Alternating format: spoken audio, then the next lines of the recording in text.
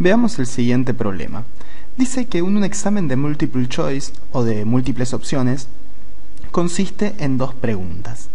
La primera contiene 4 opciones en donde solo una es correcta, mientras que la segunda pregunta tiene 3 opciones, también solo con una respuesta correcta. Y nos pide que averiguemos la probabilidad de acertar al azar las dos respuestas correctas. Veamos un poco entonces cómo sería la idea. Tenemos la primera pregunta con 4 opciones posibles, la A, la B, la C y la D. Cada una con su respectivo casillero, y solo una de estas va a ser la correcta. Mientras que tenemos la segunda pregunta, pero con 3 opciones, y solo con una respuesta correcta. Analicemos entonces un poco las probabilidades. Nosotros tenemos que averiguar la probabilidad de acertar al azar las dos respuestas correctas. Es decir, que la de la primera pregunta y la de la segunda pregunta marquemos y sea justamente la correcta. Entonces, analicemos. Tenemos que buscar la probabilidad de acertar, vamos a poner acertar dos correctas. La probabilidad de acertar las dos respuestas correctas. Entonces, veamos un poco esto. Para la primera pregunta podemos elegir entre la A, la B, la C o la D. Es decir, y si una sola es la correcta, la probabilidad de que la primera sea correcta es entre 4 opciones posibles, vamos a tener solo una correcta.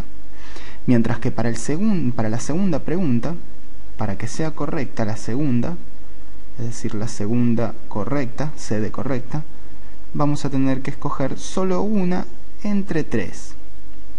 Y nosotros tenemos que conseguir estos dos hechos, que sucedan estos dos hechos.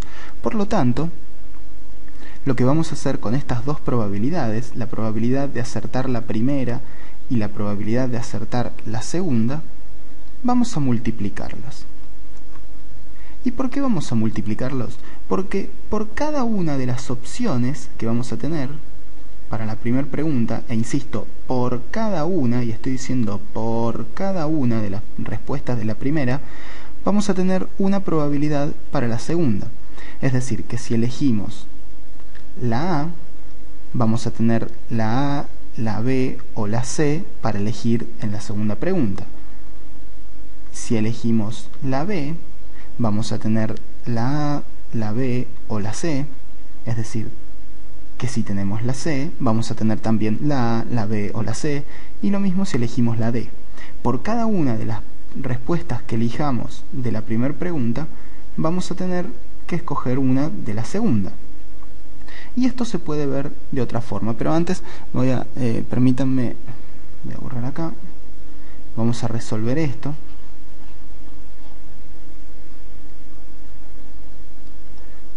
Entonces, la probabilidad que estamos buscando es igual a la probabilidad de la primera respuesta correcta por la probabilidad de la segunda respuesta correcta. Y esto es igual a 1/4 por 1/3, y esto es igual a 1 sobre 12.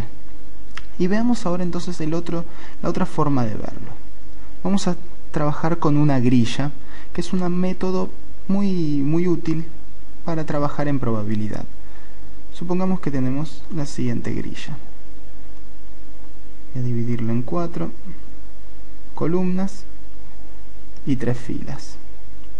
Las columnas van a ser para la primera pregunta, mientras que las filas van a ser para la segunda pregunta. Es decir, para la primera pregunta vamos a tener la primera respuesta incorrecta, la segunda respuesta incorrecta, la tercera respuesta incorrecta y la respuesta correcta. Mientras que para la segunda también, la primera incorrecta, la segunda incorrecta y finalmente la respuesta correcta. Es decir, que se nos puede presentar cualquiera de estos eventos. Esto es una grilla de doble entrada. Es decir, que si nosotros seleccionamos el primer casillero, estaríamos seleccionando una respuesta incorrecta y otra respuesta incorrecta. O si seleccionamos, por ejemplo, este casillero, estaríamos seleccionando una de las respuestas correctas, justamente para la primera pregunta, pero una incorrecta para la segunda pregunta, es decir, que no satisface lo que nosotros buscamos. El que sí satisface, el casillero que sí satisface, es este, en el que tenemos la respuesta correcta de la primera y la respuesta correcta de la segunda.